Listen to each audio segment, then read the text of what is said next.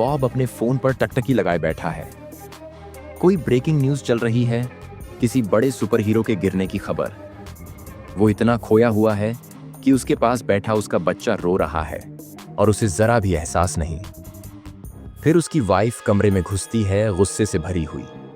उसे डांटती है कि जब फैमिली को उसकी जरूरत थी वो गायब हो गया। फिर वो फ्लैशबैक खत्म होता है और हम वापस रियल वर्ल्ड में लौटते हैं। टीम जैसे ही एग्जिट की ओर बढ़ती है, बाहर मिलिट्री की एक भारी फौज आ जाती है। चारों तरफ से घेर लिया जाता है। अब कोई रास्ता नहीं बचता, बस एक आखिरी चांस बचा है लड़कर निकलने का।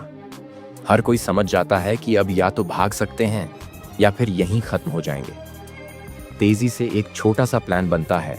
सब लोग अपने अपने पोजीशन लेते हैं, लेकिन बहुत दूर बैठी वेलेंटीना सब कुछ लाइव देख रही होती है और वो एक सख्त ऑर्डर देती है, नो लीथल फोर्स, क्योंकि उसे उस ग्रुप में किसी की जरूरत अभी बाकी है। येलेना तय करती है कि वो बॉब के साथ पीछे रह जाएगी। दूसरी तरफ घोस्ट पहले ही बाहर इंतजार कर रही होती है। वो दीवारों से फेज होकर टीम को बाहर निकालने के लिए तैयार है।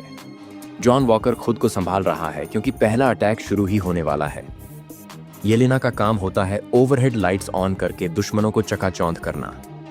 इसी दौरान बॉब से उसकी बातचीत होती है। बॉब थोड़ा कंफ्यूज है, लेकिन वो बताता है कि उसे अपने बीते कल की कुछ चीजें याद आने लगी हैं। कोई उसे कभी एक ड्रग ऑफर करता है, बोलता है इससे जिंदगी बदल जाएगी। बॉब बताता है कि वो अचानक बहुत खुश हो जाता है और फिर अगले ही पल डिप्रेशन में चला जाता है। उसे लगता है कि उसने कुछ भयानक किया है, लेकिन उसे याद नहीं कि क्या। पर अब सोचने का वक्त नहीं है। पहले बैच के सोल्जर्स अंदर घुस चुके हैं। येलेना लाइट ऑन करने जाती है,